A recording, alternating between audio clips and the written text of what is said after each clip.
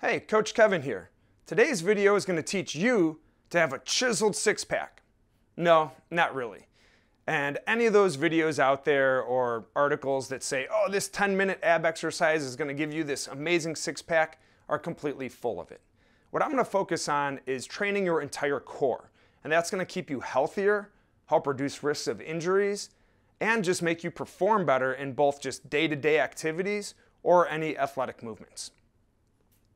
And make sure you stick around because one of the exercises that I'm doing, I've got a few innovations I've done to it that has produced really good results with my athletes, and I think you're really gonna like it. It's a common staple within the functional fitness, and I just kind of took it to the next level. So let's go ahead and get to it. So the exercise I'm gonna start with not only engages your core, but also tends to do a little bit just to kind of loosen up and stretch out your back. I mean, usually my back feels a little bit better after doing a few of these and then going into those posterior core exercises. So you may be familiar with this. It's dead bug. Now everyone has different exercises or may do them a little bit differently. And what I found out works well is first just focus on your lower back, right? So by tilting my hips up a little bit, getting a slight tilt up in my shoulder blades, and then squeezing my abs a little bit, I'm getting rid of that space underneath my lower back. And you want to maintain that flat back as you do these. And then from here, I'm going to put my hands straight up and then get my feet up in the air. And some of you may really struggle getting your feet up like this. And so if you have to bend your knees a little bit more, or they're a little bit more like that, just do the best you can with it. And that means you probably need to focus on a little more stretching of your hamstrings and your posterior. So once in this position, you're going to maintain that flat back. You're going to lift one hand up and then lower the opposite foot. Now I'm a little bit tall, so I'm going to go ahead and move back just a little bit so I'm not hitting this door. So same thing, my right hand goes up, my left foot goes down, and I'm going to hold that 1 inch off the ground. And then I'm going to slowly bring them back up. And then I switch sides, lowering the other foot and the other hand, and then slowly bringing them back up. So when I do this, I'm trying to be slow and controlled, being very deliberate about the position of my body and my movement, and come back up. And everyone's going to be at a different ability level. So if you're just getting started working on your core, you might not be able to pause very long at the bottom. So it might just be hold it for 1 second and then come back up. Or if you're really advanced, you might go down, hold it there for 5 seconds, and then come back up. And so make sure you train to your own ability level and do what you can that's going to stress you just a little bit so you're a little sore the next day, but you don't want to be hurting for 4 or 5 days afterward. Now, the opposite movement, we're going to do a bird dog. I always get asked, oh, why is it called a bird dog? And so dogs that are pointers, that are often used to go retrieve birds, right, they have a long nose that sticks out and a long tail that sticks out back behind them. And so when you do bird dog, again, you think about that flat back position, right, doing that same thing. Instead of curving it, you're going to flatten it out. Reach really long with one arm, and with the opposite heel, push straight back behind you, and then come back down. And then repeat on the other side, opposite arm and foot, and back down. And the goal with this is you want to stay very balanced and have that nice tight core the entire time. And what's going to help with that tight core is engaging those abs. Even though this is focusing more on your posterior, when you engage those abs, it helps you hold that back in good alignment. And so next, we're going to go ahead, and now we're going to do something that's going to focus a little more on your hip flexors. So leg lifts. And with this, it's very challenging to keep your back flat. And so for most people, I'm going to recommend using your arms to support your back like this. But again, still focusing on flattening it out with your own muscles. And then you just lift your legs up. Hips come up slightly, hips come back down, and then lower.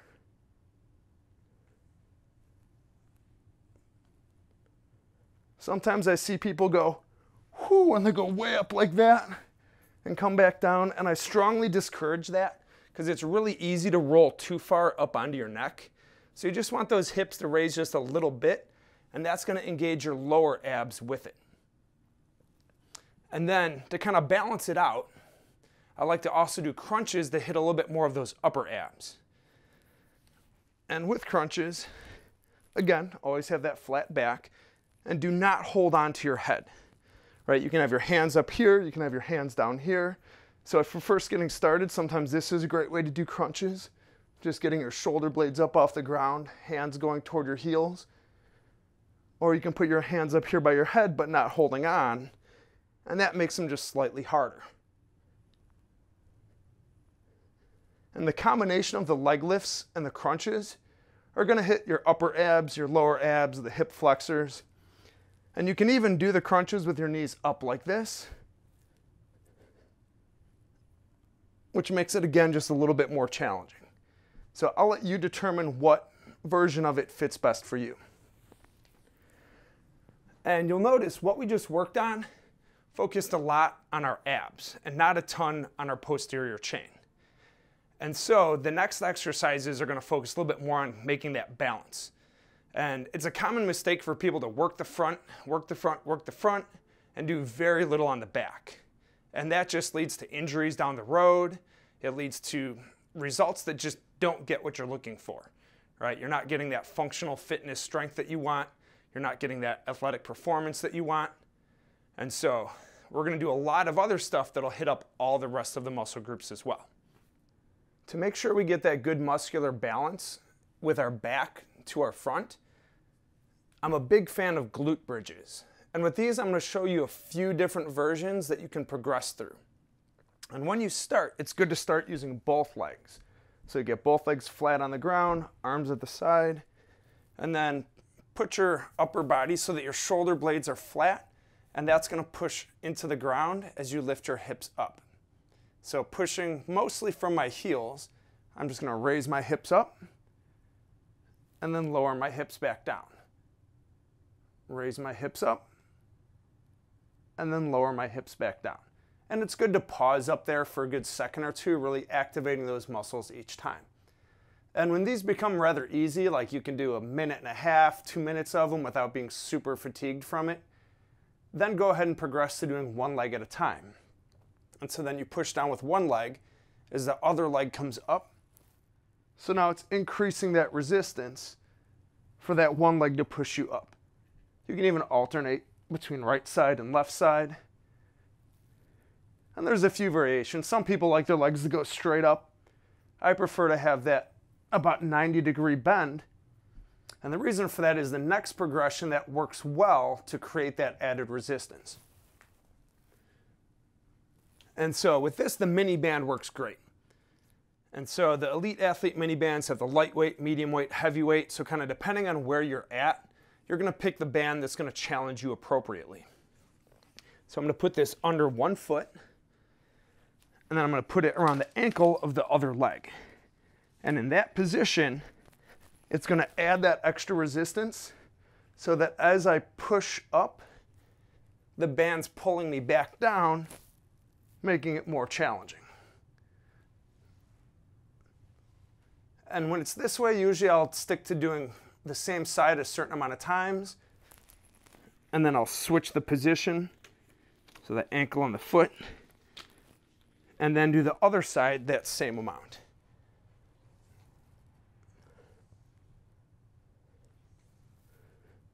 And notice my foot comes up right about the same time as my hip starts to lift. You don't want to lift your hips and then raise your foot. You want to start raising your foot and then start raising your hips. And that's going to make it a little bit more challenging, giving you a good progression of that resistance throughout that range of motion.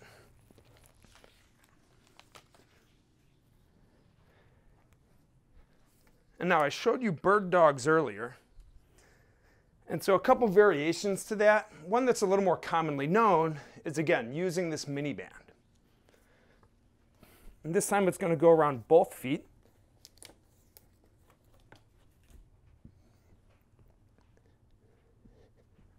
All right, focus on that.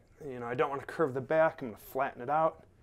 And I'm going to have that resistance of the mini band on that leg. This is really good for developing some hip strength in addition to training that posterior chain. So it's going to work that outside of your hip with those abductors. And to do that, as that heel pushes backwards behind your hip, you don't want it to curve in toward your body. So you want it straight behind the hip, not going in toward the midline. So if I do it facing this direction, you see as I push, I'm going in on this one, right? And now if I keep it out straight behind my hip like that, that's going to work those muscles much better.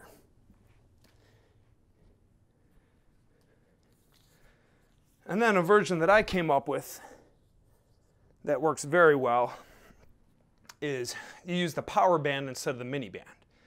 And this will help create even more of that cross-body stability that really helps reduce those injuries and increase the performance of a lot of those movements from just day-to-day movements or athletic performance. So I've got it looped in my right hand and around my left foot. So it's opposite foot and hand. And then I go through that same motion, and it's creating resistance both with my arm and my foot at the same time. Now also notice how both of my feet point straight down.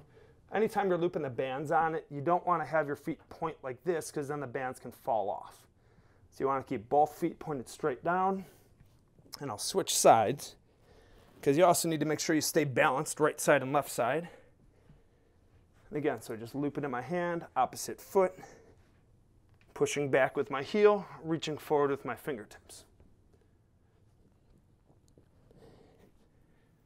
So now moving on from there, we're going to go ahead and do some more exercises that the bands really help out tremendously with. Those bird dogs with the power band are something I've gotten a lot of good feedback with, and even myself personally, I've noticed some really good results from, kind of just also working that shoulder as well as creating that cross-body stability to that opposite hip. And so if there's any exercises that you like, make sure you click like below. Also subscribe so that way I can keep these videos going and get them out to you. And if you know anyone who's interested, make sure you share it with them as well. So the next exercises I'm going to do are going to focus a lot more on your obliques. So there's two movements, right? We want to focus on like the side to side as well as the twisting. So I'm going to have a few exercises that will cover both of that. And again, that's going to focus on a lot of the stuff that fits the pieces together. So if you have strong abs with it, everything can work together, allowing you to have better functional fitness and performance. The first one is going to be penguins. And this one, your body just looks kind of like a penguin as you're doing it. So you're going to be back like this with your shoulder blades just off the ground, bending from side to side, reaching toward your heels. And so looking at me from the side, you're going to see I'm going to put those heels at a distance where I can just barely reach and touch them, right? Causing me to have that good bend and that good flex of those muscles. And then I bend and flex to the other side. And I just go back and forth. Sometimes people will complain about, oh, their neck's getting sore from it, and it will. And that's something you're just going to have to adapt to. So if it starts getting really sore, you can stop. And then just as you keep progressing with it, start doing it a little bit longer, developing that strength in your neck as well. Because I don't want your head sitting back like this, dragging against the ground. And so this is a good one to do a lot of when you're first getting started. And then combine it with some more advanced exercises as you go. So again, going back to these power bands, and with the Elite Athlete Fitness equipment, they have very good resistance levels for doing a lot of these exercises. They're not designed for big bodybuilders. They're designed for anyone from youth athletes up to adults. So I'm going to grab the red one for this, loop it under my foot, and I'm going to do that same bending motion, right? So I've got this band resisting, pulling my body down to this side. And then I'm going to flex the opposite side of my body, lifting it up and then back, just like that. Working out those obliques, making them really strong at holding my body upright against forces. And you can even do some of these exercises statically. Like if I just stand here like this holding it, I'm flexing those muscles a little bit, keeping myself upright. And you always want to make sure you're balanced. So you want to do the same amount on the other side, challenging yourself equally. And then one of my favorites is a torso twist. And I prefer to do these using 2 of the yellow bands instead of a pink band. And that's just because I typically use the yellow bands for my rotator cuff exercises and a few other warm-up exercises. And this way, I can just have them already set up with 2 of them and go right into them with the torso twist. Now, if I wasn't using 2 yellows, I would go for the pink band, which is the next step up. So I'm going to stand like this, holding on to it. Then I'm going to take a big step to the side so that it's pulling my arms across my body like that. I'm going to keep my head facing straight forward, my hips forward, and then rotate my body, rotating those shoulders and those arms. So it's kind of like your arms are the clock, or like on a clock, rotating around. And again, you want to make sure you keep everything balanced. So you'll switch sides, doing the same thing, creating that rotation with your shoulders while keeping your head forward and your hips relatively still. They'll move around a little bit, but you want to minimize that as much as you can. And that does a ton for strengthening up those obliques and creating that rotational strength, which helps a lot. You know, pushing something with one hand, throwing something. You know, anytime you're doing one side of your body, resisting something, you need that strength to combine with your arm. And with this, I can even adjust the angle of it with this door anchor. So if my normal movements require me to kind of crunch down with a twist, I can just raise it up higher and come a little bit down with it. So you can vary it to fit whatever your preferences are to work best with what you do from day to day. So, as always, thank you very much for watching, and make sure to check out the other general fitness videos that I have. So with the core exercises, you always want to start out with a good strong core base and then move out from there with your arms and legs. So check out the links below, and that's going to focus on the other muscle groups, so that way you can be strong and be elite.